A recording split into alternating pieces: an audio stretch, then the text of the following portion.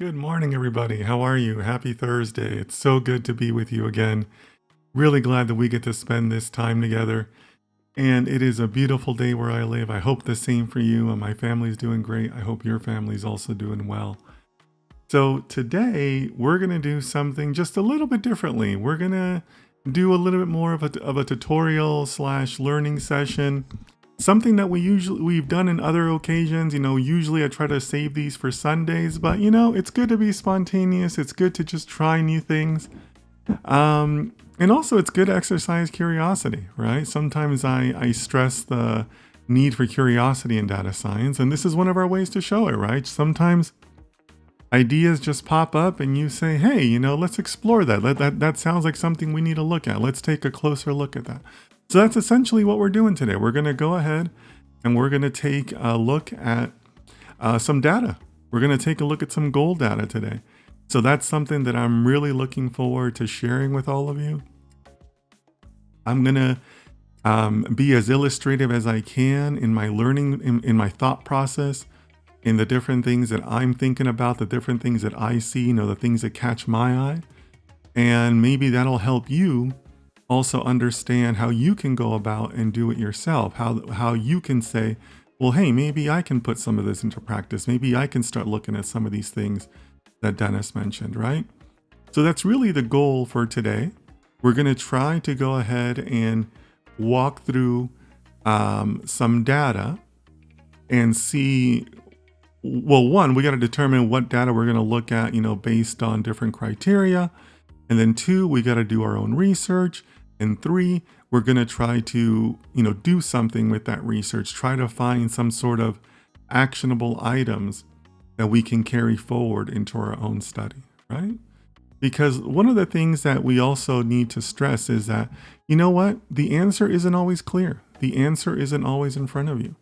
And that's something where I really would like to see a little bit more understanding from the people that send me messages or attend the chats or whatnot, right?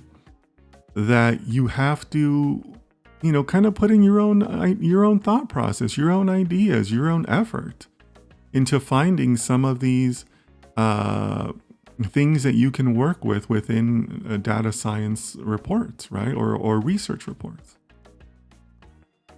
So that's really the goal for today. I think it's going to be an interesting session. I have no idea how long it's going to take. Usually the instructionals I do on Sundays take about 2 hours. I'm not sure if we're going to do that today. Maybe not. But we'll see. We'll see how it goes. I love doing these things on live stream. I hate pre-recording these things. So sometimes doing it live is, you can run a risk, but we'll see how it goes, right? So I want to briefly acknowledge the people in the chat because we always have some great supporters and some new people. But otherwise, I want to go ahead and get started. So starting from the very top, it's Samuel D. Hey, Samuel, how are you? Samuel, I think it's your first time joining us, so thank you so much for coming. Samuel says, good morning, Dennis. Good morning to you too, Samuel. Hope you're doing well.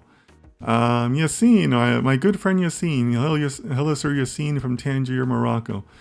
Always good to see you, Yassine. Hope you're doing well out there. Rex, my good friend Rex. Good morning from a sunny and beautiful day in New York City. Wonderful. Glad to hear it. I'm sure it's beautiful out there. So hope you're being able to get outside and enjoy some of the day, Rex. I'm sure it's going to be a beautiful afternoon out there. Mickey, good to see you again, Mickey. Mickey says good morning on Twitch. Wonderful. So right now we have more viewers on Twitch than anything else. So that's great, or at least participants. So great. I'm happy to see that. We need more people on Twitch. So I appreciate you being here, Mickey, and everybody else. So no matter what platform you're watching on, I'm grateful that you're here. I still keep growing, fortunately. So I welcome all the new followers as well as my longtime supporters. I know some of you have been with me since I only had a couple hundred followers not so long ago. But really appreciate you being here. Rahul says, hello there, handsome. And funny. That's hilarious. Thanks so much, Rahul. Good to see you, my friend. Good to see you. Hope you're doing well out there in India. All right, guys. So usually I would do the global roll call and invite people to introduce themselves. But today I kind of just want to get started because I really don't know how long we're going to go today. So I want to go ahead and start putting some things together and start thinking about, what we want to accomplish, okay? So give me just a second here. There's a couple things I want to kind of put together. My camera was acting a little funny this morning, so I was kind of rushing to put everything together because my camera just kind of failed me this morning. I just made it on time. I'm a really timely person. I hate starting things late.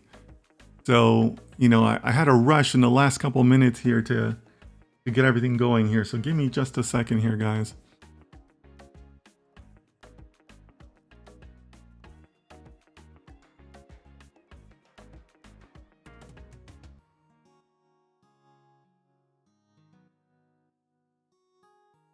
All right. So, Mr. Nangati says, hello, can't comment on X. It says limited by broadcaster. Ooh, you know what? You're right. I forgot to turn the chat on X today. Again, I had a rush in the last few minutes. So you're right about that. Sorry about that. Yeah, the chat is turned off on X right now. So if you're watching me on X, feel free to switch over to my YouTube. Chat all you want there on YouTube or on Twitch. But thank you for that, Mr. Ngati. Yeah, I did indeed forget to do that, and I don't think you can change that once it's started, unfortunately. Yeah, I'm looking at the settings now. I can't change it once I've started it. But thank you for that. It's Samuel D says, yeah, it's my first time. Cool, welcome, Samuel, welcome. All right, guys, so let me get a couple more windows ready on my end. I want to get one more window ready. All right. So let's get going.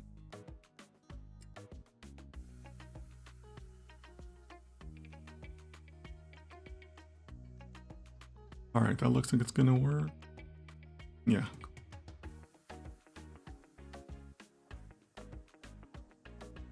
All right, guys, so I want to jump right into it. The goal today is to start studying some research reports and start formulating some data science project ideas from it.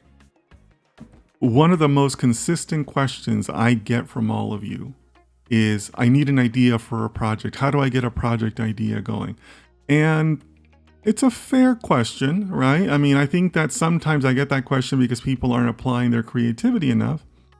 But it's a fair question because I know that I stress that in my content. I'm a big fan of you having your own projects and your own ideas that you're working with.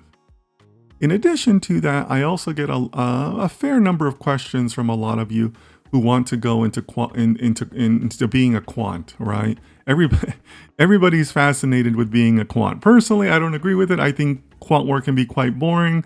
Some people who work in the quant field aren't necessarily very interesting. But this is where that type of work starts, okay? So that's really kind of what I want to do. And I want to go ahead and just kind of walk you through my thought process. So this is a thought process that I developed when I was developing my data science skills. But it's also something that I use today in terms of like, well, how am I going to break down this massive project, right? So first place we're going to start with some planning, right? Any good project always has some planning involved, right? So I want to set out some goals for us, right? One is we want to establish an interest to research. That's very important. I'm going to make that bigger. If you guys need me to zoom anything, let me know, okay?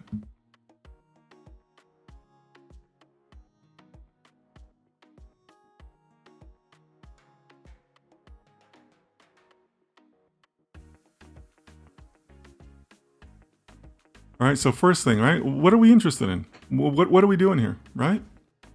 What is it that we want to find data for, right? And then two,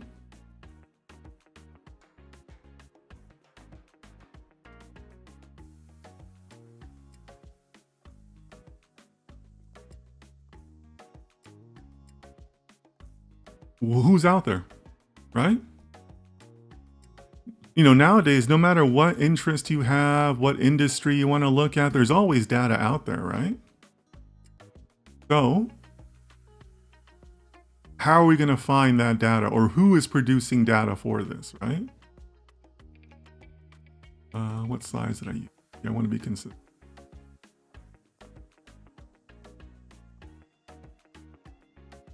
So who is producing data or studies, right?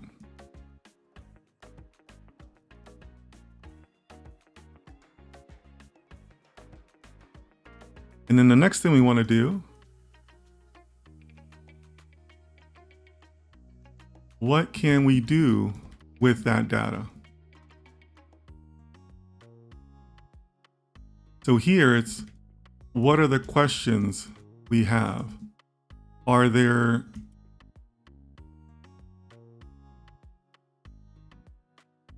places where the study kind of fell short, right? Are there places where you think maybe the study could have done a little bit of a better job? You know, I really wish the researchers had done this, this, and this instead, right? Or they stopped here, but I really wish they took it 2 more steps further, right? That's what we want to do, right? That's the next step in our thinking process, right?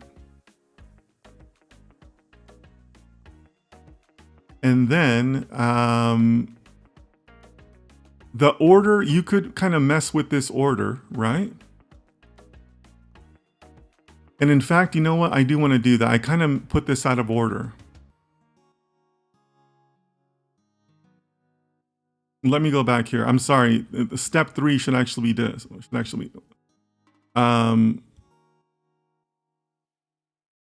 This is actually step 3.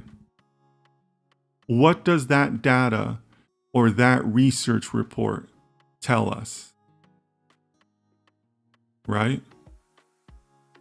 Because you can choose to take the researchers at face value, right? But part of you publishing your work is part of the peer review process, right? In the scientific method, you publish your work because your results are supposed to be repeatable, right? That's part of proving that you were right in your study. So you can choose to take them at face value, but what else? What else is there? What else can we do with that data, right? So what does this data tell us? And are there portions we can verify for ourselves?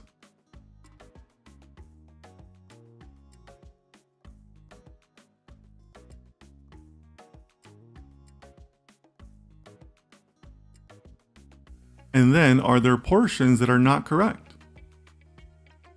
Right? A lot of studies is the interpretation of data. Do you agree with the interpretation that the researchers had? Maybe, maybe not, right? So that's part of it too, kind of applying your own critical thinking skills to what's out there, right? And then I'm going to put this one in a different color because I'm going to highlight this one as being something that would be exclusive to those of you that want to go into quant studies. Because I think that there's a lot of misunderstandings around quant studies, right? So I'm going to go ahead and include another one here. I'm going to make this one a different color so that you guys understand that this is a little bit optional. You know, it really only applies if you're somebody who's really hell-bent on being a quant.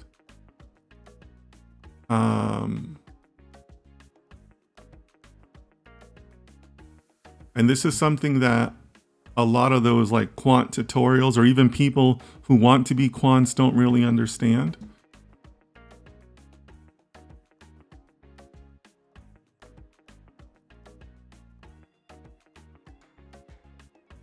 So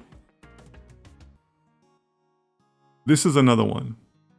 Is there an investment thesis that can come from the data? A good amount of quant work, including maybe especially things like portfolio construction, begin with some kind of investment thesis. And if you don't know what investment thesis is or what portfolio construction is, spoiler alert, you're not ready to be a quant, okay guys? Because that's really what quants do. Forget all the tutorials, forget all that nonsense that's out there from those experts. This is what quants do, right? So can you form an investment thesis from that data?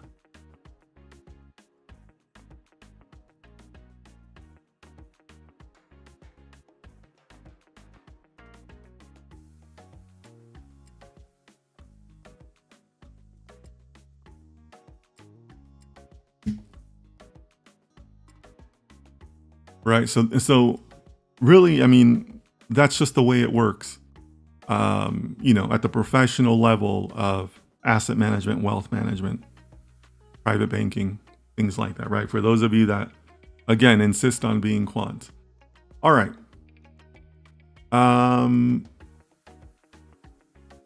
Yeah, so I think that's it. I think that's it. I think those are the 5 things that we're going to try to accomplish today. So can I zoom out here? Right? So those are the 5 things right there that we are going to attempt to do today. All right? Everybody clear on that? Any questions on that? Let me know. Let me quickly acknowledge the chat. Paflon, hey Paflon, we have three people on Twitch today. Woohoo! That's a record, guys. Paflon, hope you're having a good day. Thank you, Paflon, having a great day. Fatima, our good friend Fatima from Morocco says, hey sir, hey Fatima, good to see you. Hope you're doing well. All right, so these are the 5 things we want to accomplish, guys. Pretty straightforward.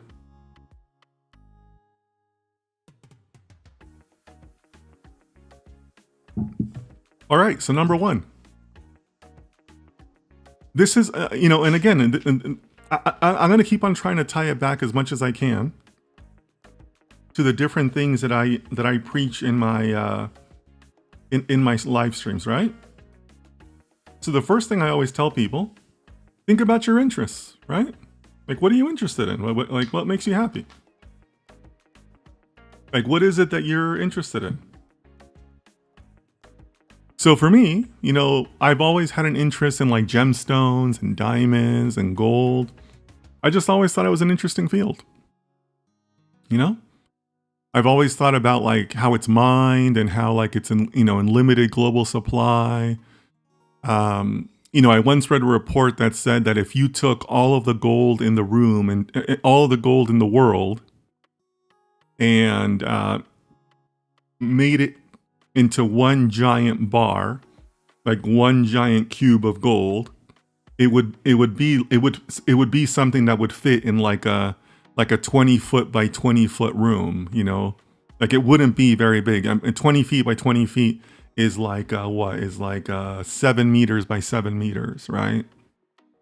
Like it's not a very big room or a big cube of gold if you took every single piece of gold in the world, right?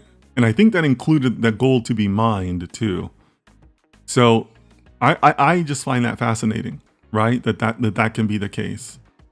And I also like it because it's universal, right? I mean, gold is basically an international currency.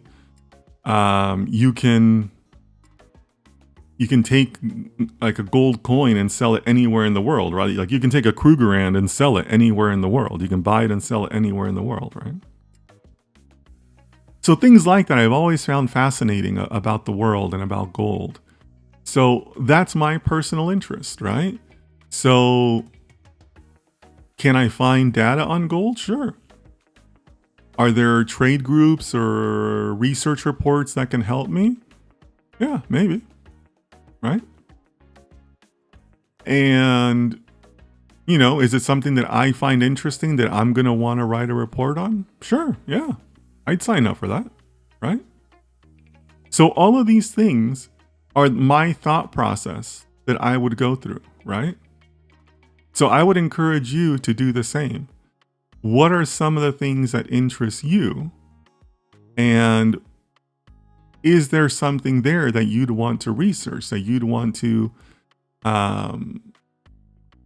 just know more about, just because it feeds your inner curiosity, right? Because if it's an interest that you like, one, you'll be more passionate about it. Two, you'll be speaking from a better position of knowledge from it. And three, it'll be easier for you to come up with those subsequent questions that we're going to need in the rest of our research that I've laid out here, right? Because we still need to come up with all of these other items, right? So I'm going to say that I'm really interested in gold. I'm fascinated by it by many aspects, right? I shared before that I once received an offer from a gold company. I didn't come to terms with them because they wanted way too much travel. But, it's just something that I enjoy, right? So that's what we're going to proceed with, right? Okay.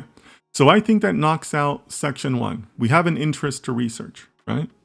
And again, and also just to emphasize, right? I'm doing this away from school, away from Kaggle. This is just me. This is just my own personal interest. This is me being a citizen data scientist working on my own. And this is the type of stuff you can do to build your portfolio, right? These are the types of studies that I'm referring to when I want you to walk into your next interview with 3 articles that you wrote. This is where it begins, okay? All right, what are some sources available for that interest? No need to get fancy here, right?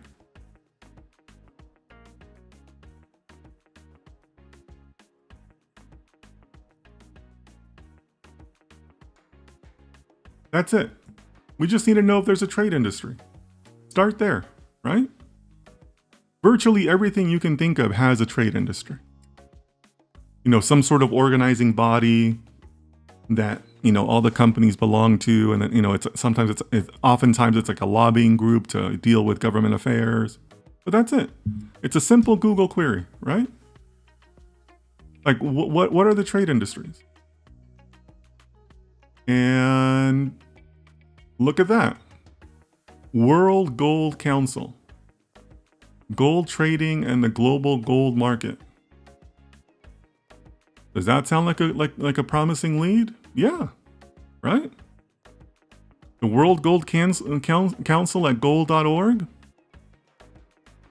I'm interested, right?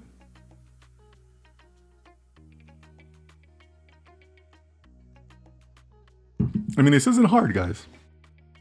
You just got to put in the work.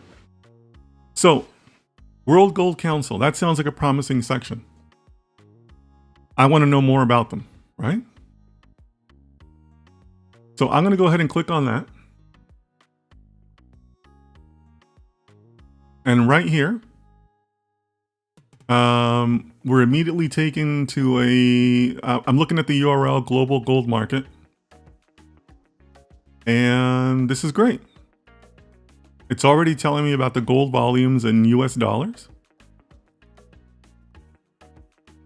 It looks like these are different markets around the world, right? It's telling me where the global centers for trading are. That's great. So I'm seeing India, China, Tokyo, what is that? Singapore. Probably Dubai. Oh, excuse me, Turkey, London, US. Okay. That's great. It's telling me a little bit about what some of these items mean here. So this is telling me this is London. This is telling me this is US. So this looks promising, right? As a high level view, this looks promising for me to understand the gold market, or at least understand it at some level, right?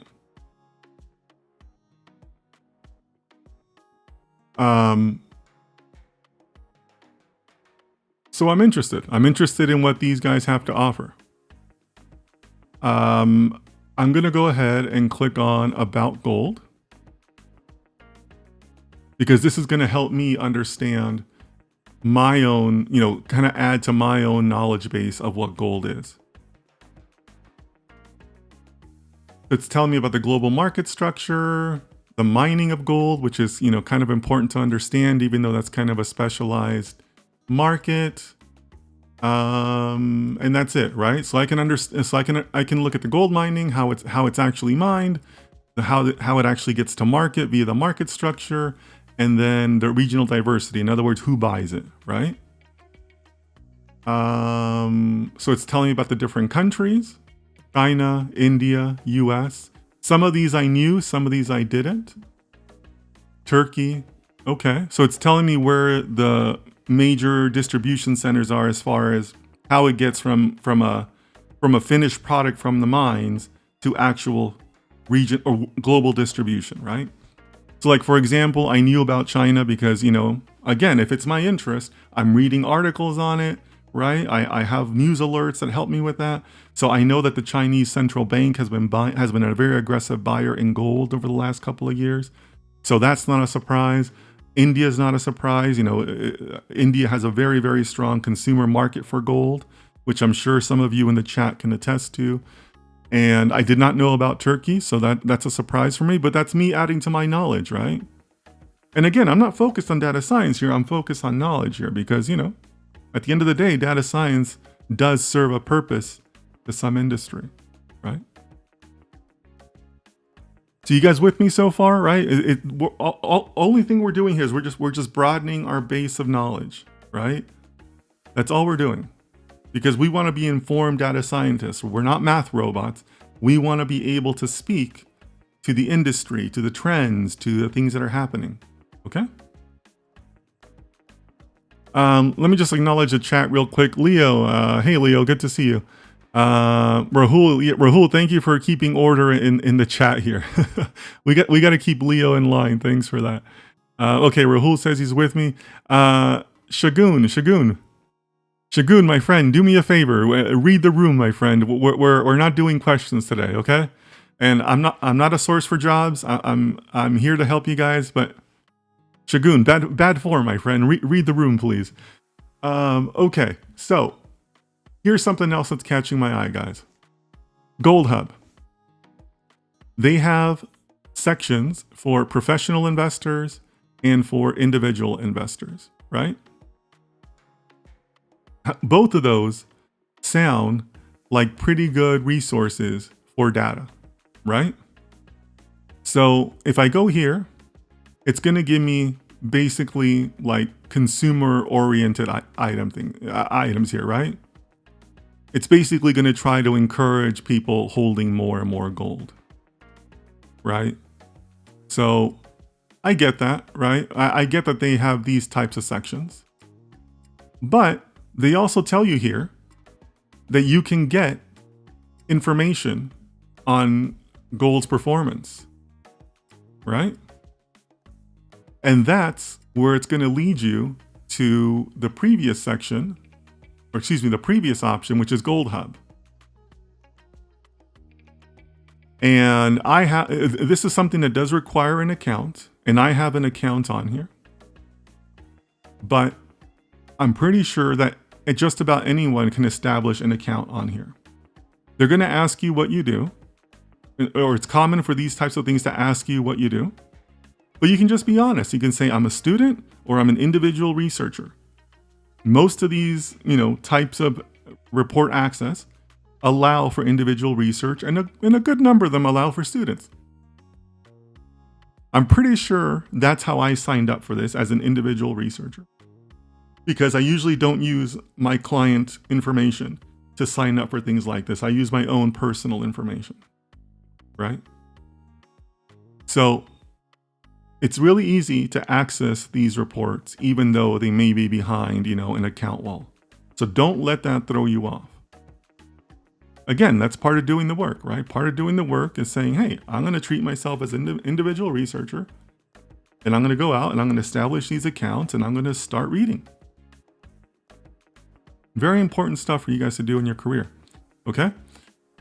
Also, I forgot to say, and this is very important, guys, before we go any further, I have worked in wealth management. I have worked as a financial advisor before, but while I might have a financial advisor license, I am not your financial advisor. So nothing we're going to go over here is me giving you financial advice. This is purely from a research and data science perspective. So I got to give you that disclaimer, otherwise my lawyer will get mad at me. But I'm not acting as a financial advisor during any part of this session. All right. All right. So now we're getting to good stuff, right? Now we're getting to the actual reports. First thing that's catching my eye is gold demand trends.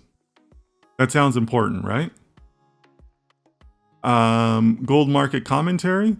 That also sounds important, but that tends to be a little bit less data driven, right? That's a little bit more opinion based, right? Which is okay, right?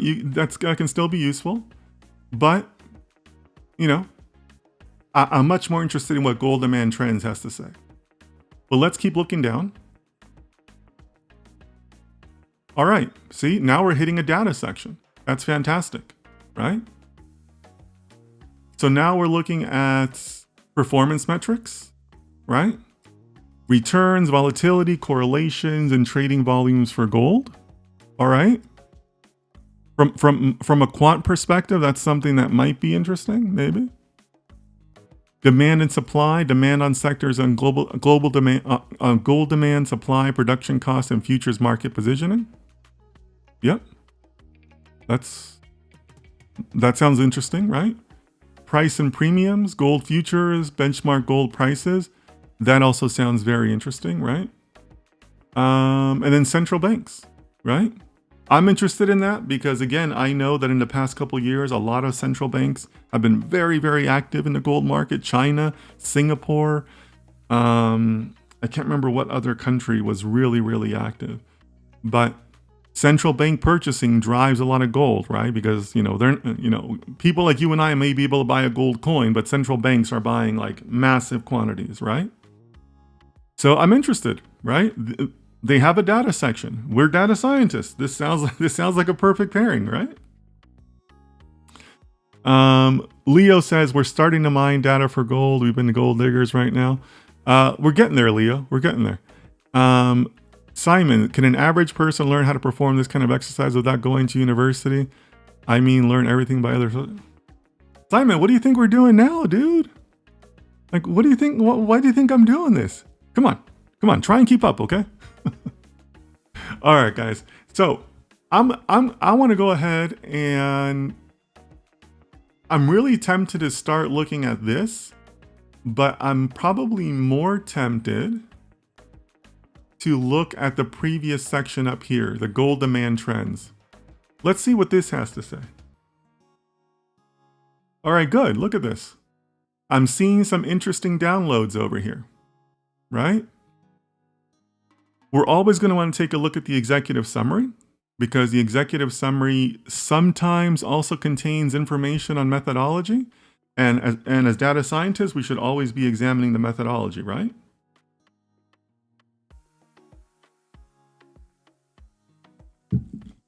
So right there, that's catching my eye. It looks like they have demand trends, which is great.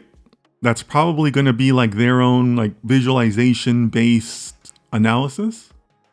And then we have an Excel sheet. Fantastic, right? I'm telling you guys, I always tell you guys this. Most of these studies, a good number of these studies make raw data available. So I'm assuming like this might be close to raw data. And that's good, right? We need that. Because that's what lets us build on top of this. So I hope you guys are seeing that everything I tell you in these live streams is coming to life here. Because these studies, if you just dig a little bit deeper, they make their data available. Especially if it's a government study. If it's like a government funded study, sometimes, like if you take money from the government to do research, like it's built into the contract that they have to publicly release the raw data, right? So the data's out there, guys. The data's out there. You just have to put in some of the work on your own. but I guarantee you that the data is out there.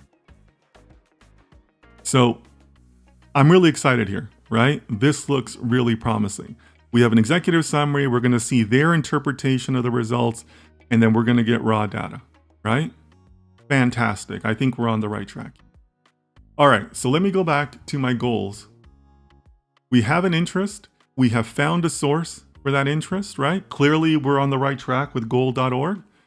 And then what does this data tell us, right? Okay, so that's the stage we're at now, right?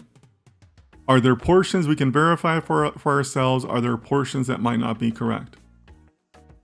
Let's find out, right? Because everything that we're going to see in these things like the executive summary and the gold trends, it's all their interpretation, right? Doesn't mean it's right. Okay, good. It looks like there's more charts here. It looks like there's more tables here, but that might be the same table. Yeah, that's the same table. It's in English, maybe a different language. No. So this is the same download. This looks different, right? The charts PDF. But yeah, I mean, this looks all very promising, guys. And it looks like they also have different sections for the outlook, for jewelry gold, investment gold, central bank gold, and the technology behind it. So this is great, right? This is all looking very promising. All right, so let's start looking. Are these interactive? They are interactive. Where do I want to go with this? Let me look at the... Let's look at the chart gallery. Let's start looking at what charts they have. Okay, so this is all their charts. All right, cool. This is good. So, let me know if that's big enough for you guys or not on the screen. Maybe I can make it a little bigger. Yeah, maybe that's better, guys. Oh, shoot. All right. So this chart, it's not the greatest visualization I've ever seen. But they're basically telling us what gold is being used for. Or excuse me, the demand of gold, right? So the different colors represent different industries, right? For jewelry, for ETFs, for technology, for central bank purchases, for bars and coins, and for OTC investment and stock flows, right? So the first thing that's jumping out at me is that jewelry is consistently the largest category, right? The blue bar, this blue section here, right? The jewelry fabrication, as they call it. Consistently the largest category. Another thing that's jumping out at me that's rather obvious is this one here for Q2 of 2013. Pretty high, right? There's kind of a spike in demand there, right? So that's interesting to me. And what's this other one? Q2 of 05. Okay. So, all right, guys, let's focus on this. I like this. Let's focus on this. And again, this is me just sharing my thought process with you. And these are the questions that I'm asking myself that I'm hoping that you will eventually kind of develop and ask yourself. So give me your thoughts here, guys. Does anybody find something interesting about those spikes? We have two spikes, right? Here's a spike and here's generally a spike, right? You could argue that's not so bad here, right? But what about these spikes should be interesting to us? And by the way, keep in mind that these are per year, but for the same quarter, right? So this here is Q2 of 2013. And this here is Q2 of 2012, the year previous, right? So what do you guys, does anybody want to contribute here? Is there anything that's jumping out? And if the answer is no, that's okay. Let me know that in the chat too, right? Give me some feedback here to help me understand where you guys are at. But does anybody want to take, form any theories on why that happens?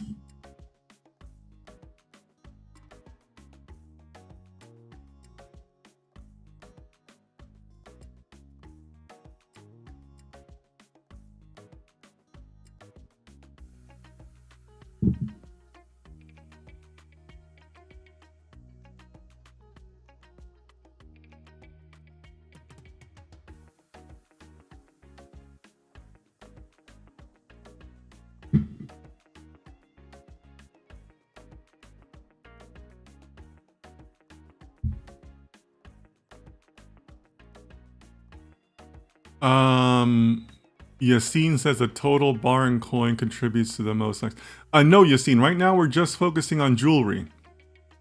So these bars, these blue bars that I'm highlighting, is jewelry alone.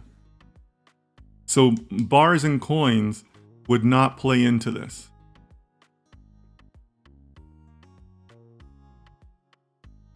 We're looking at jewelry exclusively right now. All right. Mickey says, great. Mickey, great observation. What happened in 2013? Yeah. What did happen in 2013, right? That's a heck of a spike, right? So yeah. RP, Altamar, Gold, ETFs. Yeah, no, we're not looking at that, right? We're just looking at the blue bars. We're going to get to the ETFs and everything else, guys. But right now we're focusing just jewelry, right? Because that's what these blue bars represent, just the jewelry sector, right? Leo says, I would go for what causes that spike on purchase, financial scenario, and everything. Yeah, okay. Okay, Leo, I like where you're headed with that. Rahul says maybe the prices dropped and jewelry was bought. Yeah, it's possible, but why just 2013 though, right? Like that's kind of weird that it'd be just that year, right? And also, I mean, guys, look at this. Q2 of 2020, it's like terrible, right? But yet we have these spikes.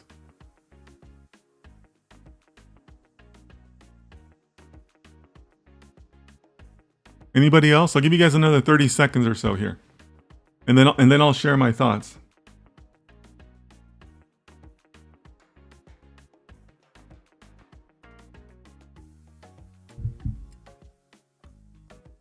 Yeah, so Mickey, I think you're hitting on the obvious answer there, right? That's probably due to the COVID lockdowns, right? This one here. So yeah, so that does make sense, right?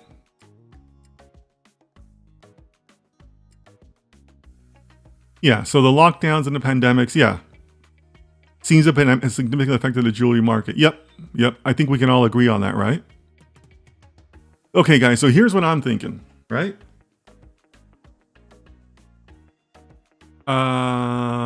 Okay, Leo, I love where Leo's thinking here is Q2 can be justified by crypto spikes during the pandemic.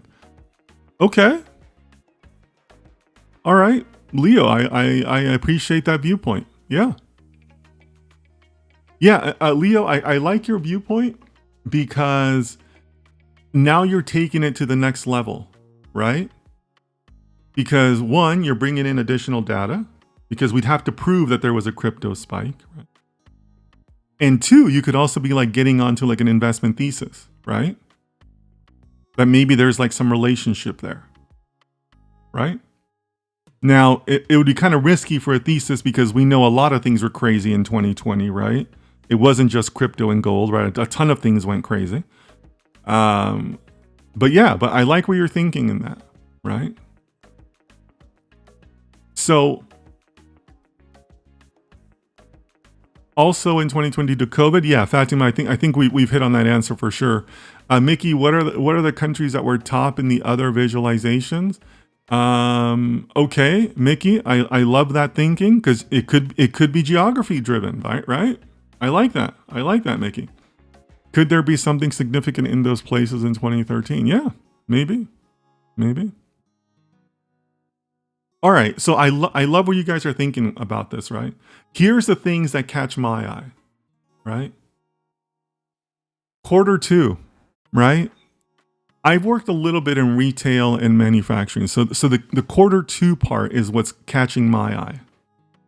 It's catching my eye because quarter two is usually when most manufacturing happens for the rest of the year, particularly and I'm particularly referring to Christmas, right? I know that not everyone's a Christian around the world, but people, quite a bit of the population celebrates Christmas. So quarter two is when most of that manufacturing happens to be ready for the Christmas season. So that's what's catching my eye, right? And what's catching my eye is not so much that it was 2013, it's that this should be fairly steady, right? Because if I'm forming that investment thesis or that theory, or not even an investment thesis, but that data science thesis of people give jewelry for Christmas, so we would expect strong demand by the jewelry industry in Q2, then I would have expected a much smoother line, right? So I love the fact that you guys are bringing in COVID and crypto, but I'm taking a little bit more of a traditional like manufacturing scheduling type of thing, right? Q2 for a lot of industries is like prime time Christmas time. Like they're trying to get everything out the door for Christmas. So that's what's surprising me about. Like there shouldn't be any spikes. This should be fairly flat because presumably jewelry demand at Christmas is pretty high, right? People give it as gifts, right? So that's what surprises me. Like there shouldn't be any spikes at all, right? So that's my first observation. My second observation is look at everything that's happened since 2013. We haven't had levels anywhere close to that, right? I mean, these levels since 2013 are terrible, right?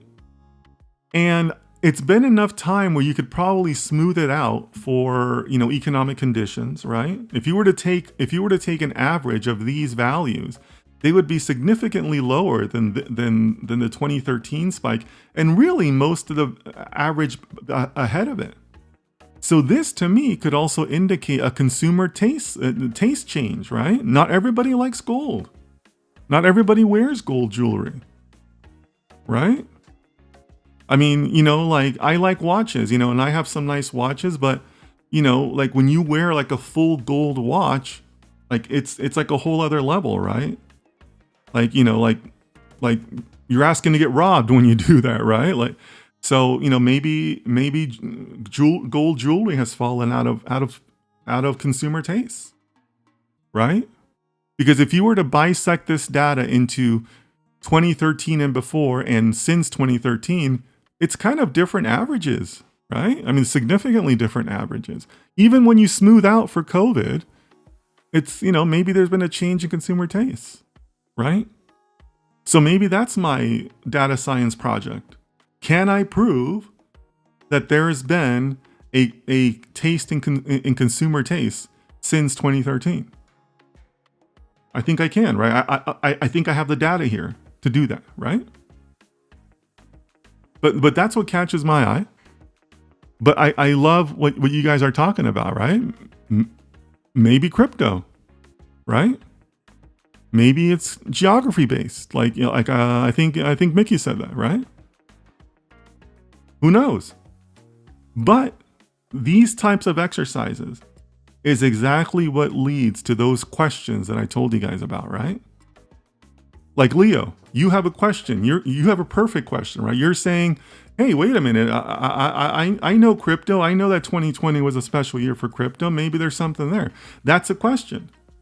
And as I say, questions usually make into good theories or hypotheses that you can use in data science studies. So I'm really hoping that you guys are seeing that chain come together, right? I found this source, I found this report. Hey, that looks kind of funny to me. Why is that? Oh, maybe it was, oh, wait a minute, I can prove that, right? Right, so this is great, guys. This is great. All right. So it does Dantaras, in which Indian families buy gold and jewelry, and Diwali comes. Okay, great, Rahul. When is Diwali? Is that also late in the year? Is it, I'm assuming it's after Q2? Like, is that something that people would be preparing in Q2? Like, excuse me, manufacturers would be preparing in Q2? I mean, help me understand. I can't remember when Diwali is. I realize it's a huge holiday. I've been to Diwali celebrations. You know, it's beautiful. But yeah. Okay, Mickey says, yeah, that's after Q2.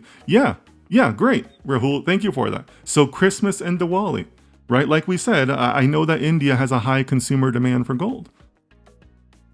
So, yeah, so to me, I'm surprised there's spikes at all. I would have expected it to be smoother, right? Because that's when manufacturers are getting ready for Christmas, for Diwali, for other global holidays, you know? Like Thailand's another big consumer market for gold, you know, and I'm sure Thailand has holidays after Q2, right? So I can prove that, right? I have the data for that. Do global holidays drive jewelry demand for gold? Maybe, maybe not. Let's find out. All right. Mickey says, but why the peak in 2013? That's a valid point about taste. Mickey, great question, right? Great question. You have the start of a data science study. If you wanted to, you could say, hey, 2013 was an anomaly. I want to find out why. That's a study. Yeah. That's a study. Go for it. Simon says, the internet says that gold rates dropped drastically in 2013. Okay, great. Wonderful, Simon. Thank you for that. All right. So, Mickey, there's your potential answer. Maybe jewelry manufacturers stocked up, right? They stocked up as a hedge. Because, you know, if you're a manufacturer and gold rates dropped in 2013, as Simon tells us, then, hey, you're saying, hey, gold's never going to be this cheap again. I'm going to be in business for the next 20 years. I'm going to buy now. I'm buying all I can, right? I'm going to use it. It's not like it's wasted money. I'm just going to, it's never going to be this cheap again. Yeah. So Simon, you found a potential correlation there, right? One, can you prove that correlation happened? Two, did that correlation lead to the subsequent drop, right? Maybe jewelry manufacturers bought so much that they didn't need to buy any more for 10 years. I don't know. Right? That's something else to think about.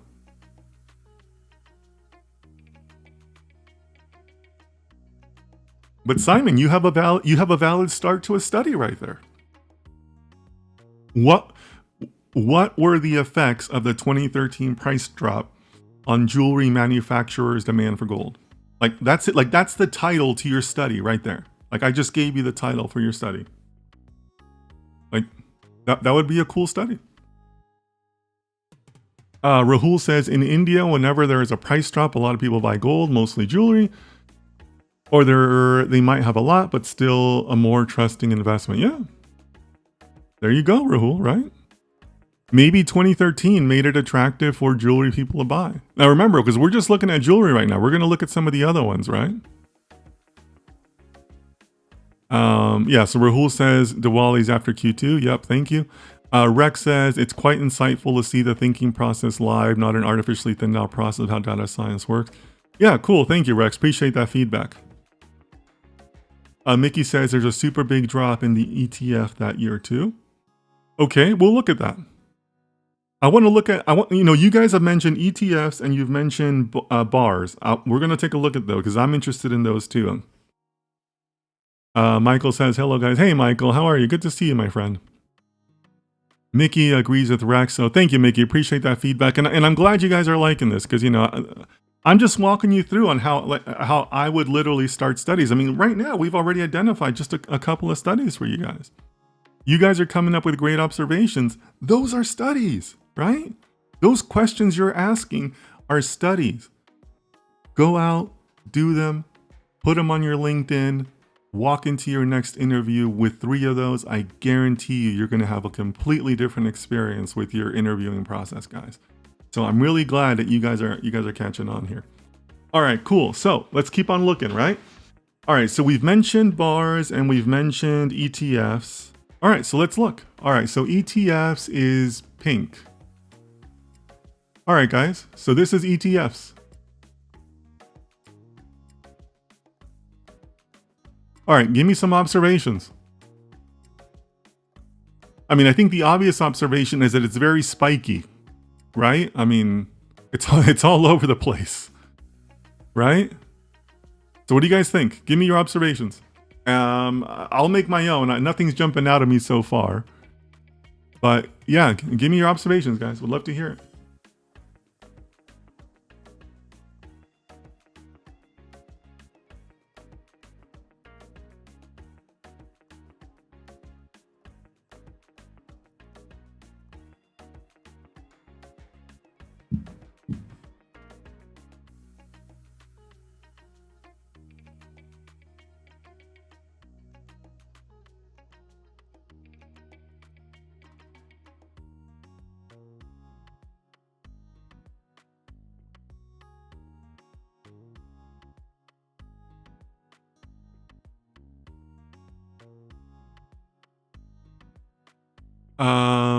Adams, ATM says, yes, I find the thinking process of a project the most valuable piece of this stream. Yeah, thank you so much, ATM. And yeah, I mean, you know, my goal is not for you guys to go out and start doing gold articles, right?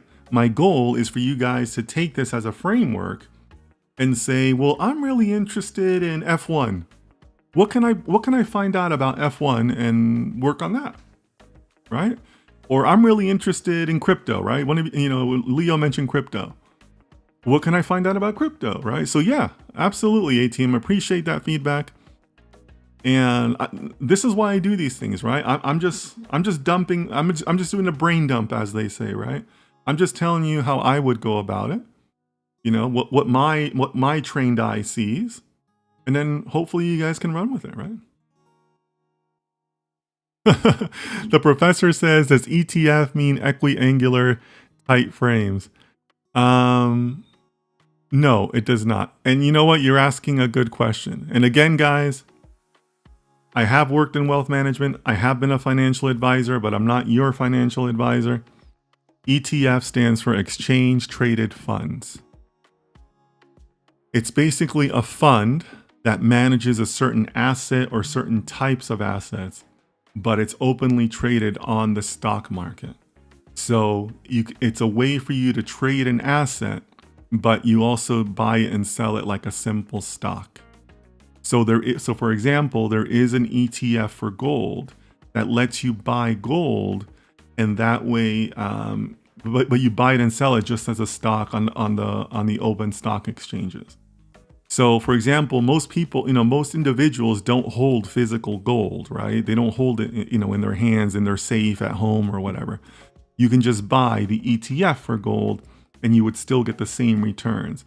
So there is an ETF called GLD for gold that you can buy. And that's mostly what this is referring to, because I believe the World Gold Council plays a role in the management of that ETF. That relationship has not always been clear to me, but there is a relationship there. So basically think about when you hear about ETF in our discussion today, think about it just as gold, as the value of gold traded as a stock, right? And you can look it up. The stock symbol is GLD. I hold some GLD in my portfolio. I manage my own money. But that's what you should be thinking about when you hear ETF, and there's a few of them, right? There's GLD, there's IAU,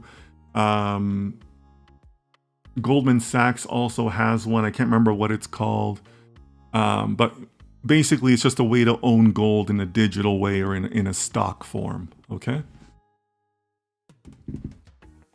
Mickey says, my struggle is that sometimes finding the available data. Mickey, Mickey, we found this data with like one Google search. It was like the second result in Google. The data's out there, guys. The data's out there. All right, so Leo says it shows the correlation, by the way, the low prices and high demand for 2013. But wouldn't there be high demand for the ETFs too? Because the ETFs would have also dropped in price, right?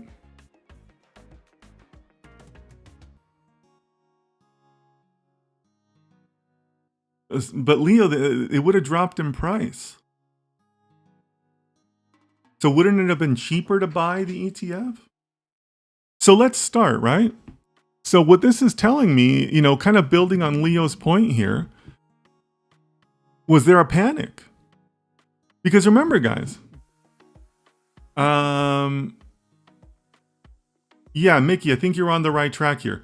The average consumer of stocks may see the drop in price and drop the stock. Yeah, Mickey, that's exactly where I was going. I think you're on the right track there. Because remember, guys, we're talking about two completely different consumers now. In many ways, you should put the jewelry people to the side, because jewelry people view gold as an asset, right? As a tool, as a supply.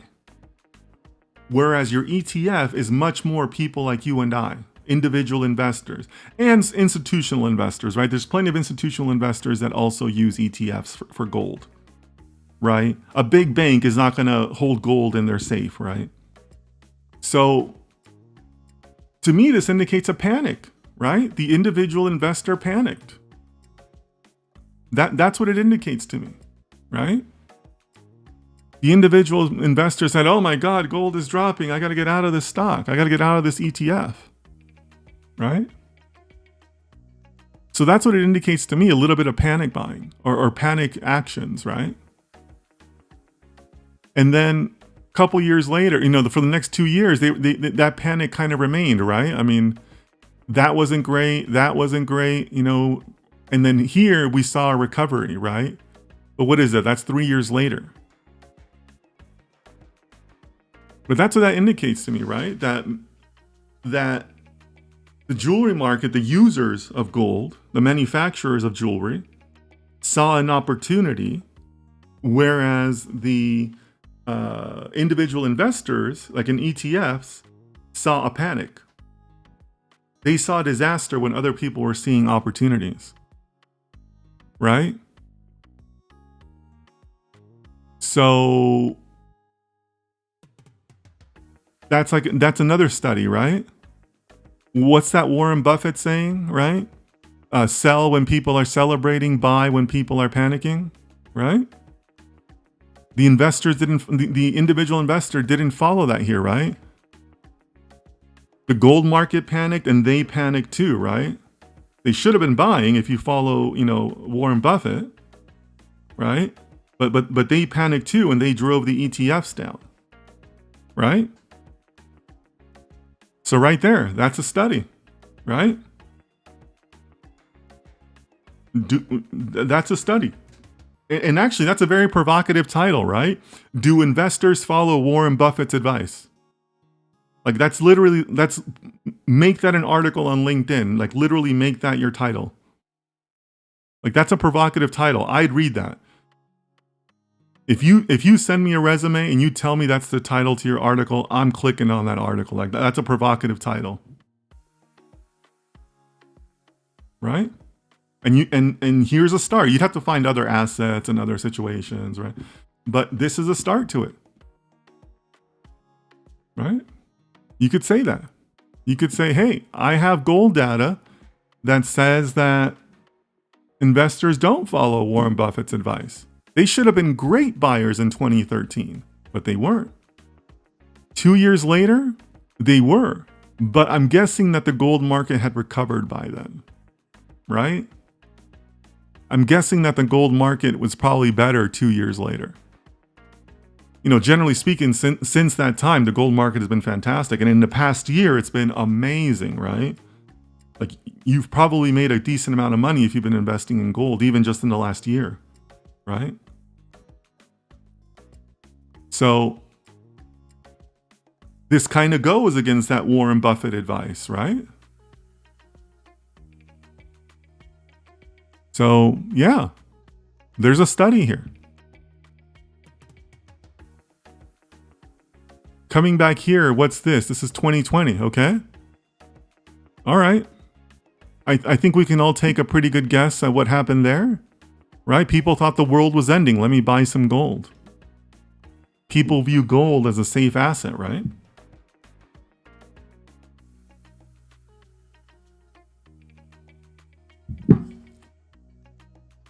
All right, let me look at some of the chat here. Market unsure or not predictable enough, so the investment would be low. But Rahul, Simon told us that 2013 there was a collapse in gold prices, right? There should have been buying, not selling.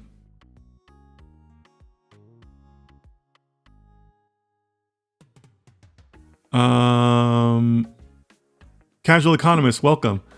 If the ETF is high, sales might be lower. Rahul says not necessarily. I agree, not necessarily, Leo, because remember, we're talking about two completely different audiences now. The jewelry items that we saw earlier, the fabricators, they're not buying for investment. They're buying because it's just cheap. And like I said, you know, if I'm a manufacturer, I know I'm going to use it. I don't plan on going out of business anytime soon, so let me buy 10-year supply. Right? That makes total sense, right? It's a hedge, right? Whereas the ETF is people like you and I. Just, you know, mostly individual investors. Again, I know institutions use it too, but it's mostly just individuals, right? So Mickey says, I think as well, consumers weren't as well versed in stocks, tend to invest in ETF more than individual stocks when they play into the panic.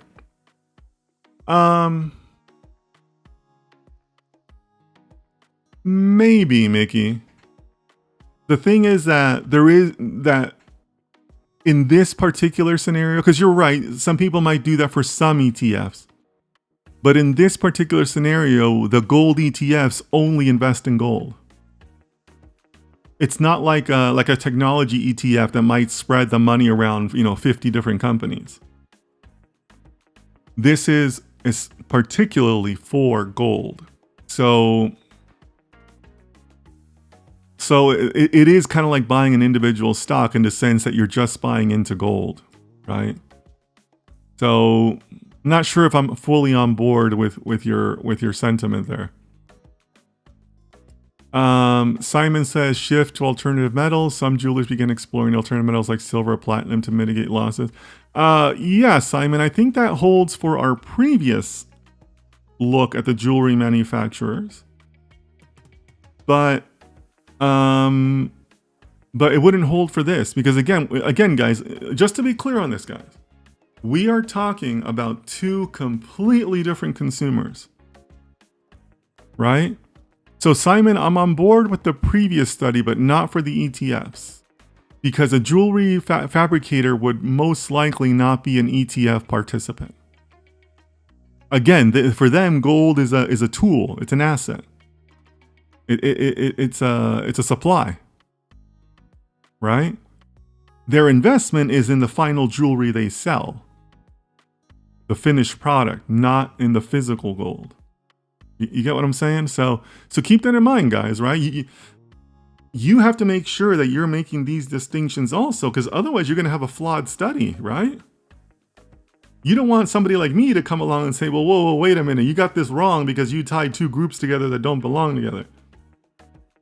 All right, so that's another thing we should talk about. It's also up to you to take a very measured, pragmatic look at the data and be able to break that out and say, whoa, wait a minute, I might be making a mistake here. I can't make that relationship because there is no relationship. So be careful with that, guys, okay? Rahul says, if the prices drop of something you sure will go up a lot, will jump ship, but some would hold too. Rahul, that's your hypothesis, yes, but the data says no. Right? The data says that people ran. So I'm hearing a good hypothesis from you, but the data says that it says no. So Rahul, this is a good opportunity for me to also remind you guys, kind of coming back to my previous point also. One of the things that I'm constantly telling my corporate clients, let the data speak to you. Do not speak to the data. Let the data speak to you. Right? Because Rahul, if you're saying that, then you're speaking to the data, right? Does the data show that you're right or wrong? This says that you're wrong. This says that no, investors ran. People ran for the exits. So you got to let the data speak to you. And the data says no. Data says people panicked and they got out of ETFs. And it took about 2 years to recover. Right? You can make that statement, and that's a data-driven statement, right? That's an informed statement. So I hear your thesis. It sounds like a good thesis, but the data says no. The data says that what's that saying? Everybody's your friend until the rent comes due, right? People ran. So yeah. So I love the thesis, Rahul, but the data does not support it.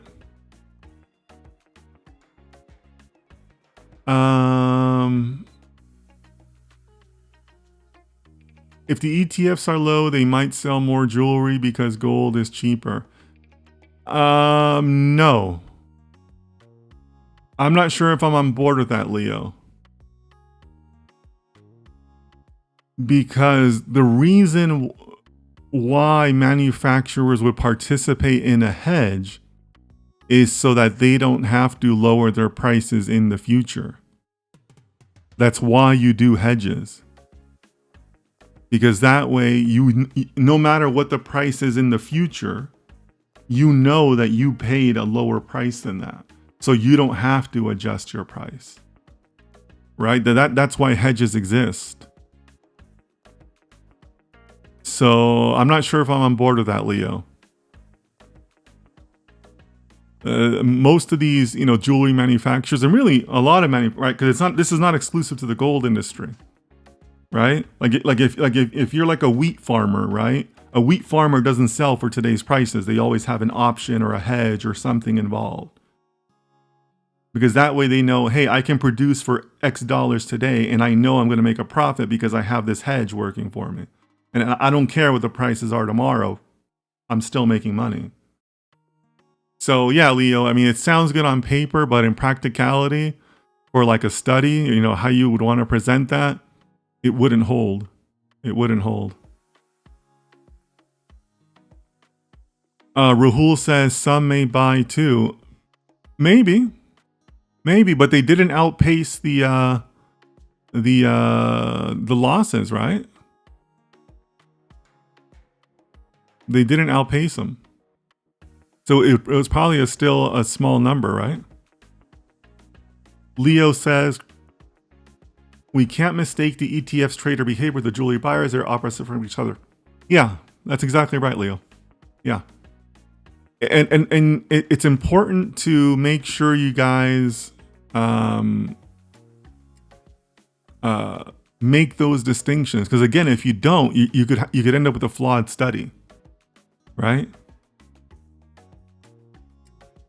And if you end up with a flawed study, somebody's going to call you out on it. I've done it. I've called people out on flawed studies, right? So you got to be careful with that, guys. But yeah, Leo, I think you're on the right track there with that distinction, right? Rahul says, Dennis, my point was panic too for investing in ETF as the prices fall. Yeah. The prices did obviously fall and cause that panic. Yeah. Rex says, let the data speak to you as in torture until it confess. That happens too, right? Sometimes you start seeing things that aren't really there, right? Right. Sometimes you get into these conversations where you can tell your client wants to take the data somewhere that it's really not supposed to go, right? Oh my gosh, excuse me guys, I'm sorry. they want to take the data somewhere it's not supposed to go, right? Rahul says, maybe I'm not sure about ETF. My point was if a new buyer gets a low price of something which he knows, it would rise. So that was my thought. Rahul, again, I'm not disagreeing with your thought. And we all have different thoughts, but does the data support it? Right? I mean, we're data scientists. We're not thinkers. Right? We're not philosophers. We're data scientists, right? So I hear you. It's a good thought. I'm not disagreeing with your thought, but I'm saying that the data isn't there. You can't support it. Like, look at these pink bars here. Like, how would you support your statement with that? You really can't. You just can't.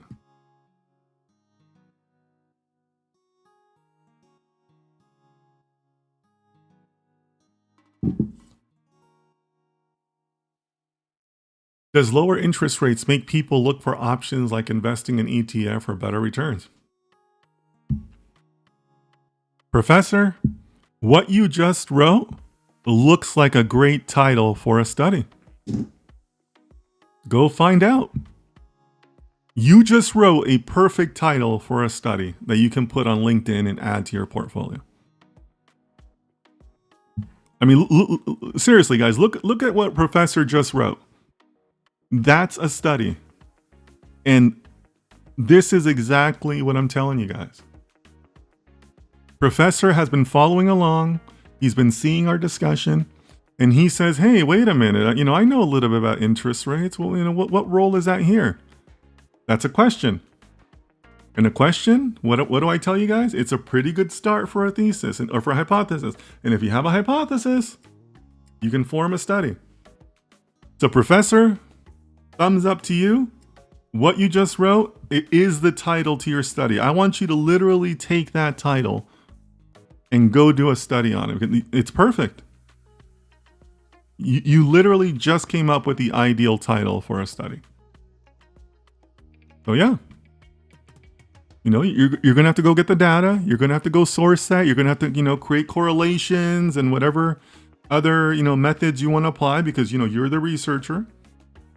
Come up with conclusions and talk about the business impact. Why would a gold manufacturer, an ETF manager, or whoever want to listen to your study? Well, because my study showed the X.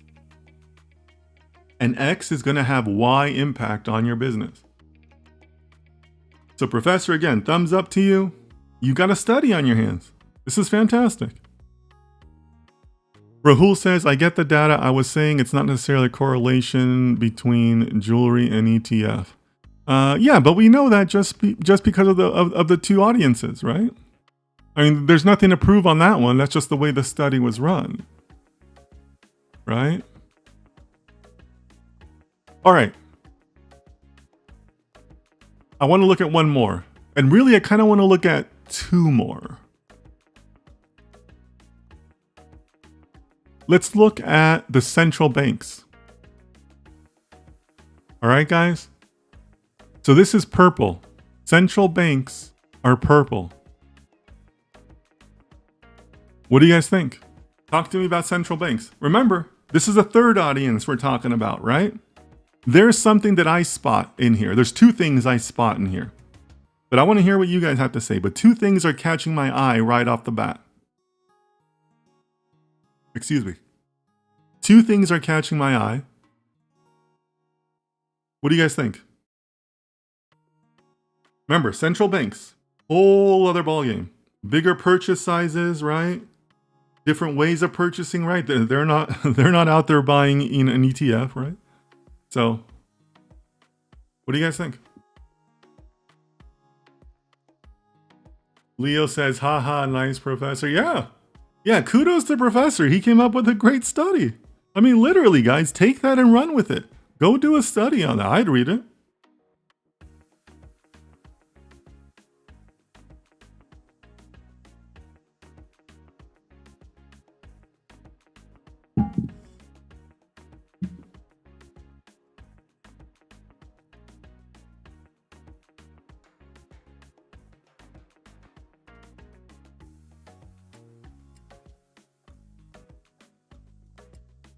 All right, so we're looking at purple central banks. Tell me what you guys see.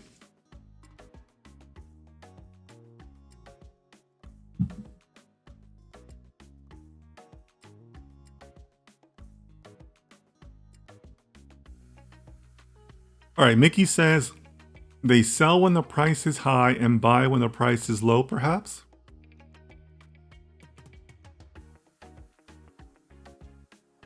Okay.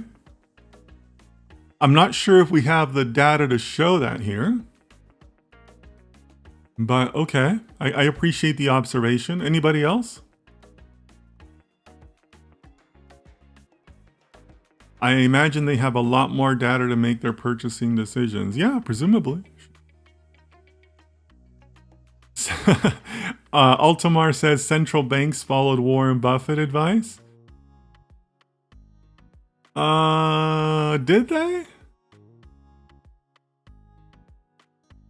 I'm not sure if I'm on board with that, my friend.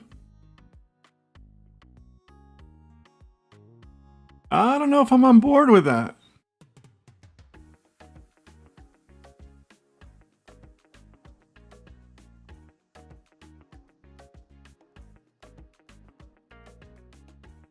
Anybody else?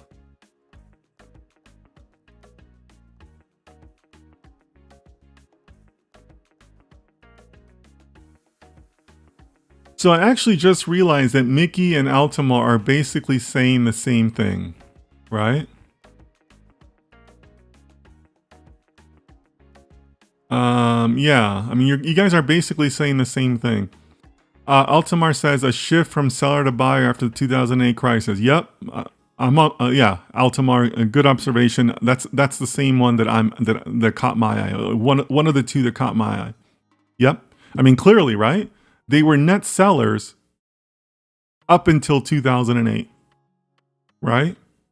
And they were net buyers every single year after that. That's quite a shift, right?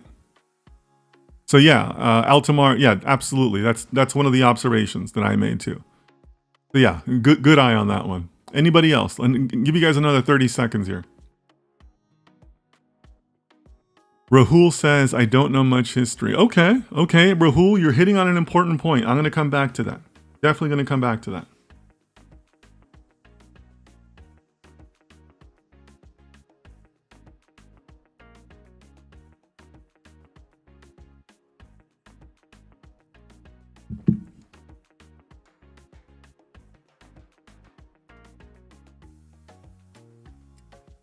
Simon says, even if the global economy fell, the central banks did not decrease their gold purchases. Yeah, sure, Simon. I'm on board with that. If anything, they increased it, right? I mean, we've had a couple of crises, and I think even one recession since 2008. I think we had a recession like in 2012, I believe. And yeah, it doesn't matter. They've been net buyers since then. So yeah. Mickey said, I said that wrong. Okay, well, feel free to correct yourself. But anybody else? Last call. Purple boxes, central banks. Remember, now this is a third audience, completely different than the other two audiences we had talked about, right? And I'm emphasizing that because you got to keep that in mind, right? Otherwise, you'll have a flawed study, and it's terrible.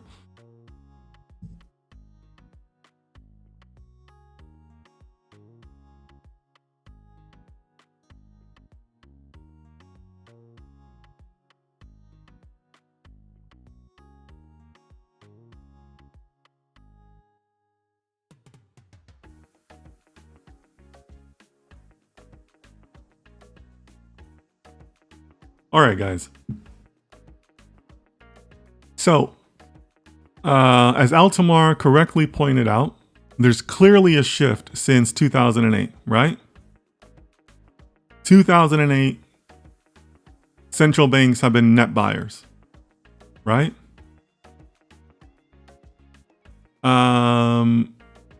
So Mickey asks, is this data the whole timeline of the bank's history of buying, selling gold? No, it's just since 2000, so 24 years. So it's not the entire history, but pretty good data set, right? Leo says central banks buy and sell for different reasons. Ah, yes. Very good, Leo. Very good. So let's talk about that. The internet says 2008 was a global financial crisis. Yeah, absolutely.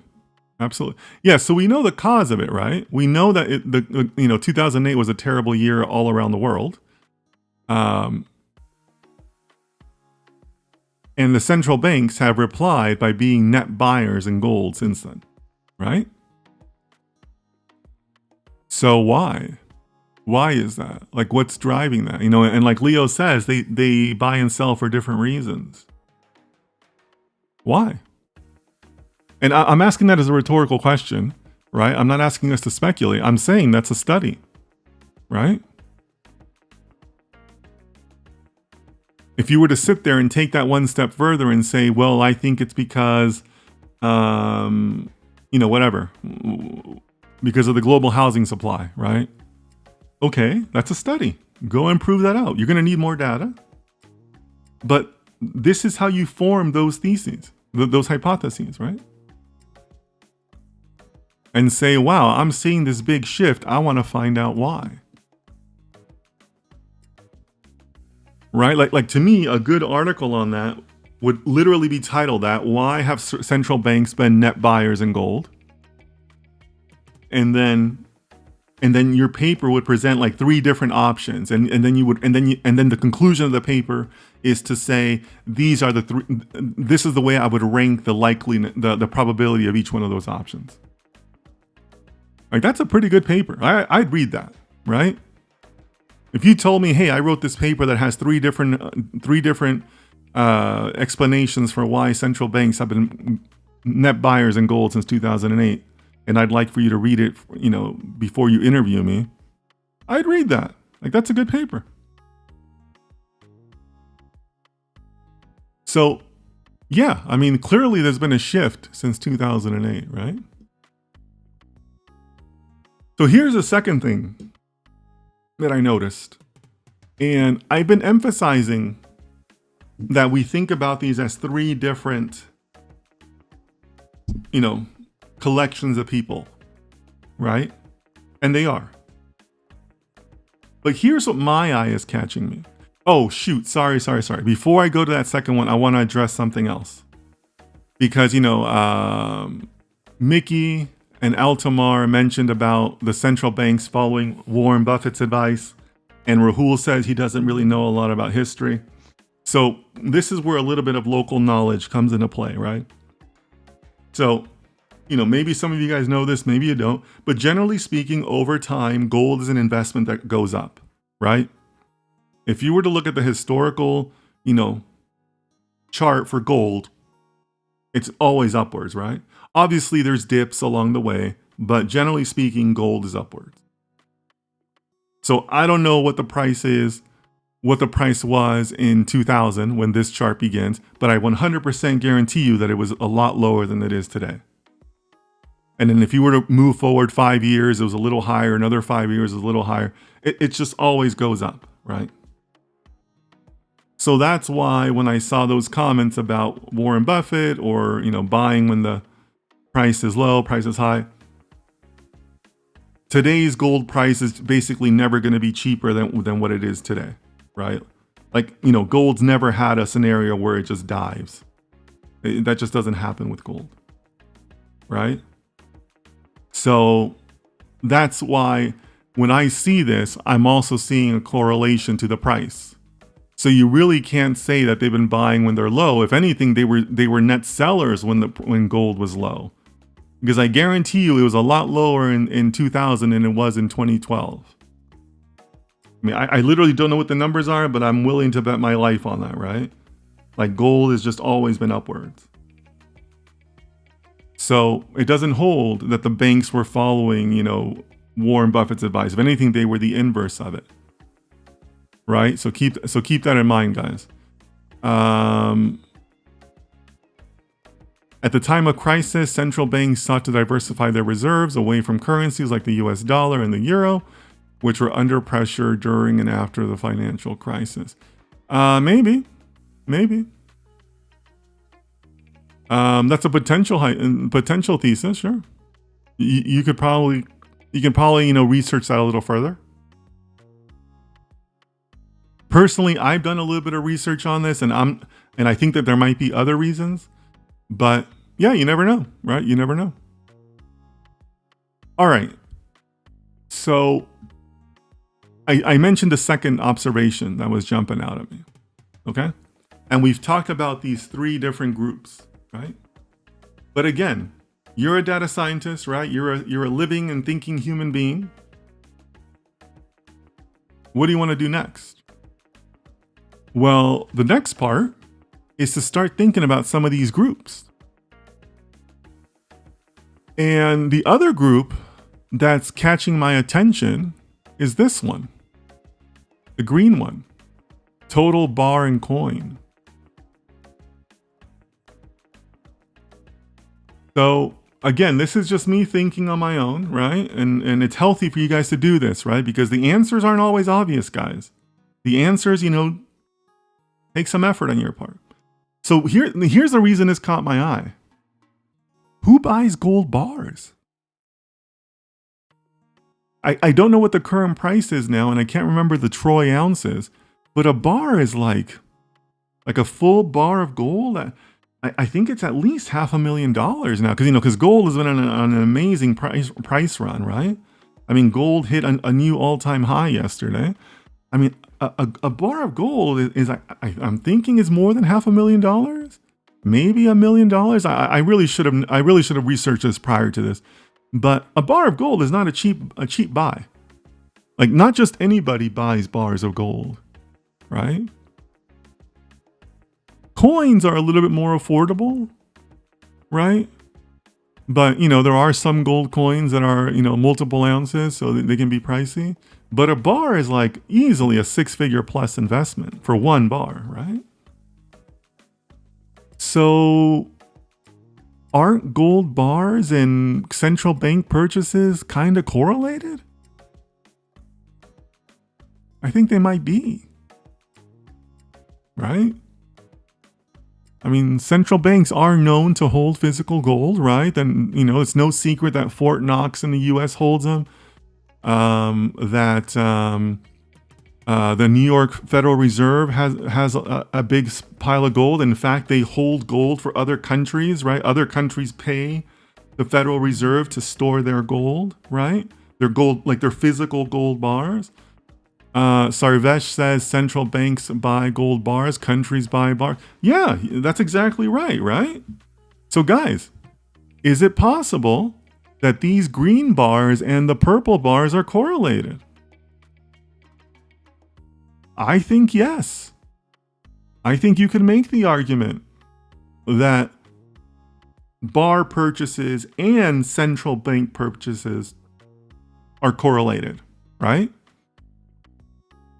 Like, I think you're on solid ground to make that argument. The average person on the street does not buy gold bars, right? So can you make an argument that these are correlated? And if they are, it kind of sort of changes the picture on this, right? Kind of sort of changes your view on central banks, right? So, but again, you as the researcher have to make those connections. So let me go back to my whiteboard. Remember on this whiteboard, are there any additional steps the study could have taken? You could say, yeah.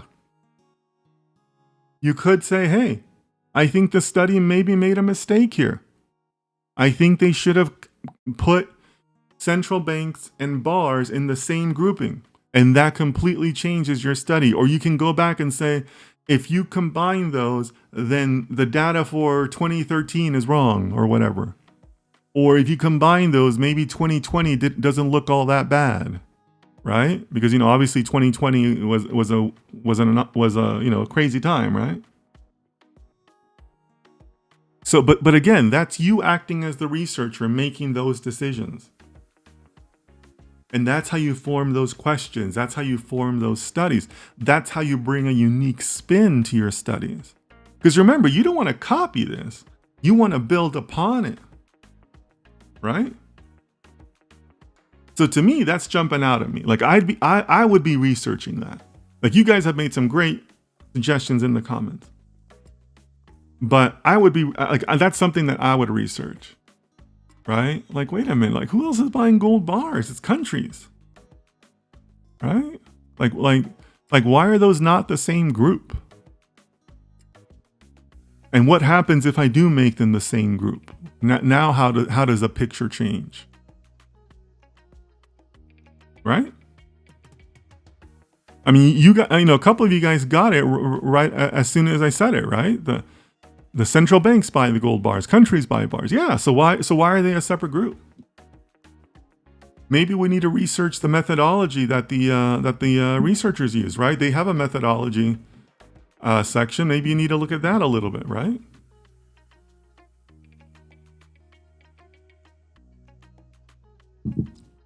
But these are the types of connections that I want all of you to start making.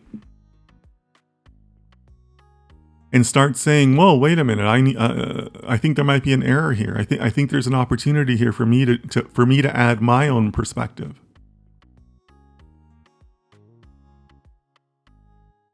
You guys with me on that? I mean, I think that's an important point, because this is how you can find those little twists that you put into your own data, into your own studies. Okay? Let me know what you guys think about that. Let me know if you're on board with that. But, again, I'm just sharing my thought process, my brain dump with you guys. And and you want to know the crazy part, guys? We've only gone through one chart. This is just one chart of, like, I'm pretty sure they have a lot of charts here. There's another one, another one, another one, another one, another one. Like, we've only gone through one chart, guys. We're literally on chart 1. We're literally on chart 1. So again, guys, I hope you understand, one, everything I've told you guys. Read, find your interest, get the research, find the trade industries, go find the reports. They have the raw data. We're seeing it come to life here, guys. And this is exactly why I don't give project ideas, because it takes effort. It takes just a little work on your part, but you can get there. I mean, like 3 or 4 of you came up with totally valid studies just in the last hour, and just by looking at one chart. Like, we've only done one chart, spent an hour and a half together, and you guys came up with like 4 different studies. Like, that's awesome, right? And this is just one industry. I mean, we could repeat all of this for silver or for soybeans, right? Or whatever, right? Whatever you want to do.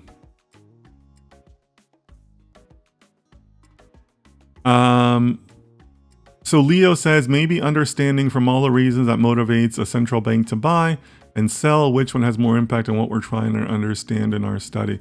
Yeah. Sure. Yeah. Can you find correlations in other data out there that corresponds to their gold purchases? Sure. That's a study. Maybe a little bit more advanced. But yeah, you could probably go out and do that. Sure. That's totally valid. So yeah, I would definitely encourage you to do that, right? All right, guys. So here's the reality. Sorry. I had intended for this to be, a fairly compact session. I have a couple more items I still want to cover, believe it or not. But we have gone a while. I had no idea that we would go for 1:40. So I think I'm going to make a part 2 out of this, because there's just a lot. And there's still more I want to cover with you guys. I had a whole other section that we haven't gone through that I really want to cover with you guys. So we're going to stop here. Have really appreciated all the participation. Look for part 2 to come next week. And I just want to go ahead and just leave it here, because I know that you guys are going to have different questions, different comments. Please join our Discord and you can look at different, share your opinion there. But I think this has been a lot of fun. You guys have given me a lot of great feedback. Like I said, you guys have some valid studies that you could be doing right now. I mean, think about it. We have, somebody just mentioned currencies. We haven't even talked about currencies. Like, currencies totally play into this data, right? So look for part 2. I'm not sure exactly when I'll run it. Maybe next Thursday, or maybe I'll just do this weekly, I guess. I don't know. And yeah, let's just keep this study going. We'll call this part 1, and look for part 2 in the future. Again, I have this whole other section I want to cover with you guys. It's going to be great, but I just didn't think it'd go this long. But thank you so much, guys. Really appreciate you. I'm really grateful for the community that I've been able to build, and for all of you. You guys are really, I always appreciate how smart the community is. And, I keep these spontaneous because it's fun for me too. So I hope it's been fun for you too. But thank you so much, guys. Lots of craziness happening in the world right now. So please take care of yourselves and take care of your families.